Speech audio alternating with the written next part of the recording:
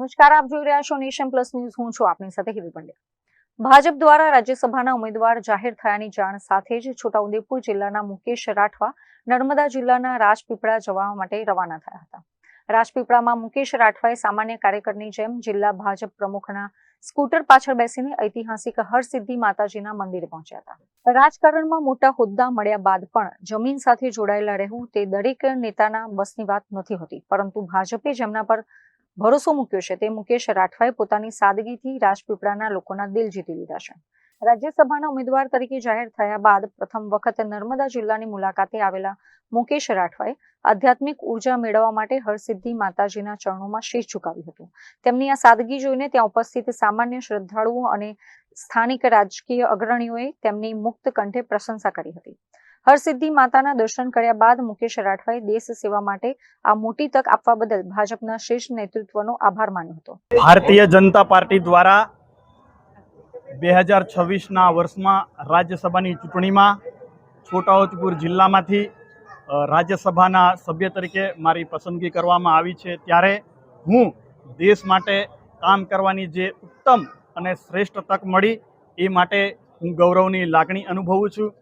જ્યારે સમગ્ર વિશ્વમાં અપ્રિતમ નેતૃત્વ માનનીય શ્રી નરેન્દ્રભાઈ મોદીજીનું હોય અને જેને ચાણક્ય કહી શકાય એવા દેશના યશસ્વી ગૃહમંત્રી શ્રી અમિતભાઈ શાહજીનું માર્ગદર્શન હોય અને અમારા રાષ્ટ્રીય અધ્યક્ષ શ્રી નીતિન નવીનજીનું માર્ગદર્શન હોય અને એમના નેતૃત્વ નીચે કામ કરવાની તક આપી છે, ત્યારે હું અમારા ગુજરાત રાજ્યના મૂકુ અને મક્કમ મુખ્યમંત્રી માનનીય શ્રી ભૂપેન્દ્રભાઈ પટેલજી, અમારા રાજ્યના યુવા એવા ઉપમુખ્યમંત્રી શ્રી હર્ષભાઈ સંઘવીજી, અમારા ભારતીય જનતા પાર્ટી રાષ્ટ્રવાદની પ્રેરણા લઈને માર્ગદર્શન આપતા એવા શ્રી પ્રદેશ અધ્યક્ષ શ્રી જગદીશભાઈ વિશ્વકર્માજી અને અમારા સંગઠનના મહામંત્રી આદરણીય શ્રી રત્નાકરજીનો આ તબક્કે હું હૃદયપૂર્વકનો આભાર વ્યક્ત કરું છું।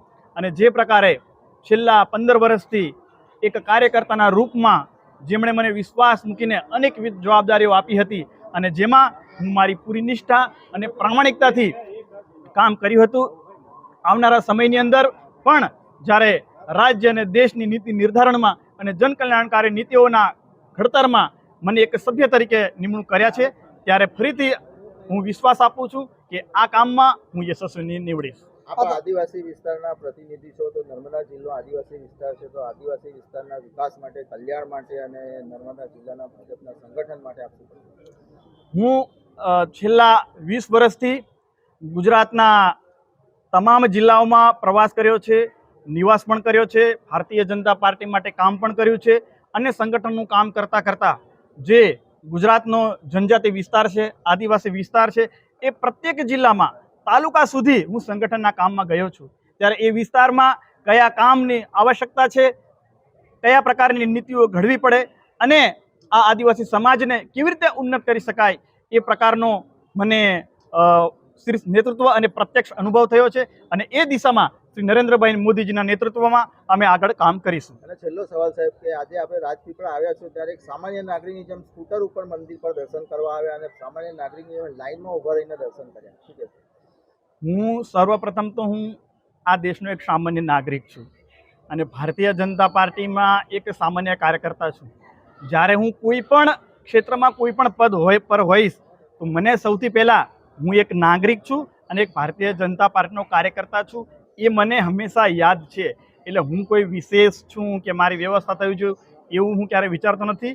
અને આ નર્મદા જિલ્લામાં હું તો વર્ષોથી આમાં બાઇક પર ને ચાલતા, બસમાં, ટેક્સીમાં અમે નીલભાઈ સાથે, અમારા મિત્ર જયદીપભાઈ સાથે, અજીતભાઈ સાથે ફરતા રહ્યા છે, એટલે એ એક સામાન્ય બાબત છે। ખાસ કરીને તમારો અભ્યાસ કેટલું છે?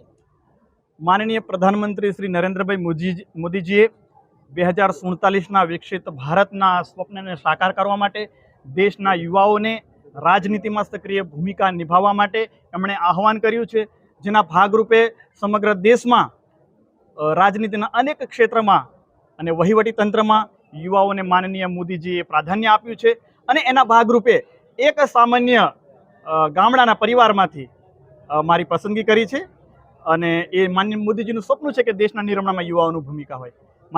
તો હું ધોરણ 12 કચ્છમાં પૂરું કર્યું, ત્યારબાદ BA, MA એ હું સુરતમાં કર્યું. ત્યારબાદ બીએડ એ પણ વીર નર્મદ યુનિવર્સિટીમાં કર્યું. એમએડ, ત્યારબાદ એમએડ પૂરું થયા બાદ મારી પાસે સમય હતો એટલે હું ITI કોપા કર્યું. ત્યારબાદ મને ભણવાની પહેલેથી લગન હતી એટલે હું LLB સેમેસ્ટર 5 સુધી કર્યું. અને મારું સ્વપ્ન હતું કે મારા માતા પિતા અભણ છે, ક્યારે ભણ્યા નથી, મારી ઈચ્છા હતી કે હું PhD કરું. અને હું PhD પણ હમણાં 2 દિવસ પહેલાં જ PhD પૂરું કર્યું. અને આ રીતે મારો અભ્યાસ પૂરો કર્યો છે.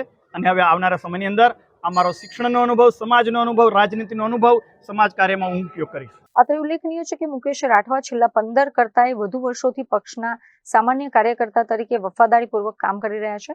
સંગઠનના કામ અર્થે તેમણે ગુજરાતના તમામ જિલ્લાઓ અને ખાસ કરીને આદિવાસી વિસ્તારોના છેવાડાના તાલુકાઓ સુધી સઘન પ્રવાસ કર્યો છે. આ લાંબા અનુભવના કારણે તેઓ આદિવાસીઓની પાયાની સમસ્યાઓ અને તેમના વિકાસની પ્રક્રિયાથી ભલીભાંતિ પરિચિત છે. હવે સંસદ સભ્ય તરીકે છોટાઉદેપુર અને નર્મદા સહિતના તમામ આદિવાસી વિસ્તારોના સંગઠન અને વિકાસ કાર્યોને નવી ગતિ આપવા માટે તેઓ કટિબદ્ધ છે. Deepak Jagtap, nation plus news, Rajpipla. સમાચારોના સતત અપડેટ મેળવવા માટે અમારી નેશન પ્લસ ન્યૂઝની યુટ્યુબ ચેનલને સબસ્ક્રાઇબ કરો, બેલ આઇકન દબાવો અને જોડાયેલા રહો ફેસબુક, ઇન્સ્ટાગ્રામ અને ટ્વિટર પર.